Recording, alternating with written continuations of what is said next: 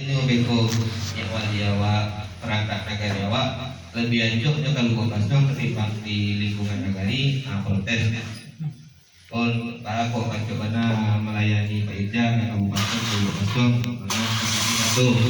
itu lebih banyak kan negari daripada Aceh Pulau Pasong itu kan jadi tugas dari pemerintah negari. Kemudian yang perlu kami jelaskan bahwa menurut Undang-Undang Nomor 6 2014 terkait masalah Undang-Undang Desa, itu lembaga negari, kalau judulnya di Jiko adalah dalam tingkatan menurut lembaga negari, itu lembaga negari menurut undang-undang itu ada 6 jenis. Pertama adalah pemerintah negari. Pemerintah negari berarti wali negari dan perangkatnya. Kemudian BAMUS, kemudian ada lembaga kemasyarakatan. Lembaga kemasyarakatan itu banyak macamnya. Ada LPMN, PKK, Posyandu, bahkan tadi ada undangan lembaga pemberdayaan anak negari. Undangan boleh selalu berada, alhamdulillah ada. Tidak masalah. Di negara lain tak ada, di negara selalu ada masalah. Tergantung kebutuhan dan kemampuan dari negara masing-masing. Kemudian lembaga adat dan kemudian kerjasama antar negari itu ada badan kerjasama negari. Kemudian badan usaha milik negara. Dari Anangko yang alunan Duriawa yang di Salung. Ladu satunya kan? Ladu satunya lembaga kemasyarakatan, lembaga adat, badan kerjasama kan? Salah. Yang dia kayak Salung, kemudian Guna Wak, aku tahu ini.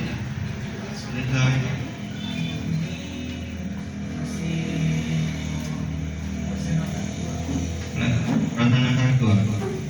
Fotokopi APK. Oke. Kemudian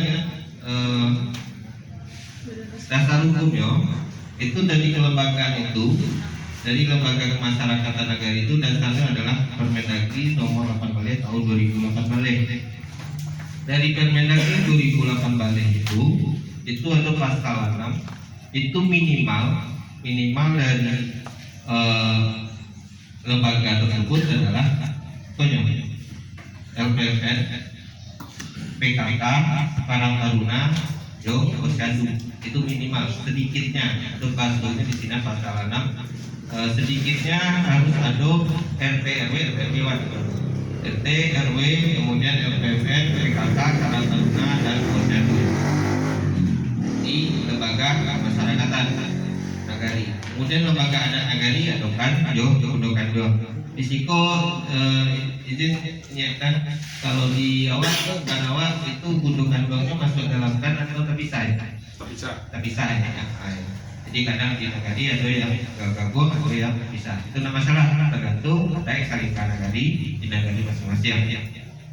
Kemudian untuk LPMN, PKK, Karang Taruna, Posyandu, kalau tadi aku tanya Karang Taruna ada ya? Ada ya? Reaktif. Kurang. Jadi minimal ada yang sampai kok. Nah, kemudian tambah ya kok sesuai adat Salika Nagari kan. Nah, yang lainnya itu sesuai dengan program prioritas yang ada bentuk bunga itu kan prioritas dari pusat. Kemudian kader pembangunan manusia itu masalah stunting. Kemudian UPK, XPPM masuk untuk diprioritaskan dari pusat bahwa dalam waktu dekat itu harus ditransformasikan ke dalam bentuk tunggak bersama di UPK. Kemudian dari prioritas dari provinsi itu ada masalah perantauan. Tanggul surat dari kecamatan nagari untuk meminta data potensi nagari yang untuk bisa dibantu oleh perantau bawah. Jadi untuk prioritas dari provinsi bahkan di kabupaten akan melibatkan perantau dalam membangun nagari nantinya. Kemudian ada gerakan nagari madani di kabupaten itu yang dari prioritas awak di kabupaten dan provinsi. Kemudian untuk yang di pusat atau dari Kemendes itu program desa inklusif itu termasuk program P3BD di mana di situ bahwa percepatan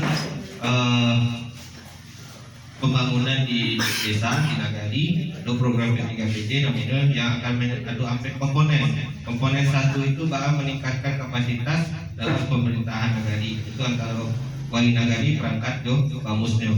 Kemudian yang komponen dua bagaimana pemberdayaan masyarakatnya, di situ kelompoknya dan pendampingnya. Jadi di situ Pak Pusat melakukan program prioritas itu karena mereka beranggapan bahwa capaian dari dana desa yang digelontorkan Prabowo itu tidak efektif, dianggap tidak efektif dalam pembangunan di nagari. Akhirnya dibuat Pak Carwono supaya dana itu tidak sia-sia. Jadi dibuat program-program bahwa pembangunan di nagari bisa lebih efektif. Itu lembaga-lembaga yang ada di nagari. Nah, dan kini kamu ingin